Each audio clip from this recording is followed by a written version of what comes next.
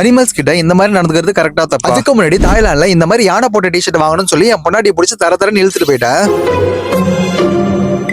அதுக்கு நாங்க வந்த இடம் தான் அந்த கைசன். வெளிய இருந்து பார்க்க ஓட்ட குடிச மாதிரி இருந்தாலும் உள்ள போய் பார்த்தா நிறைய கடை இருந்தது. அப்பதான் எந்த யானை போட்ட டிஷர்ட் வாங்கலாம்னு தேடினப்போ இந்த அக்காவும் அந்த அக்காவும் ஒரே மாதிரி இருந்தாங்க. அப்பதான் என் பொண்டாட்டி கிட்ட 2 அக்காவும் அழகா இருக்காங்களான்னு கேட்டேன்.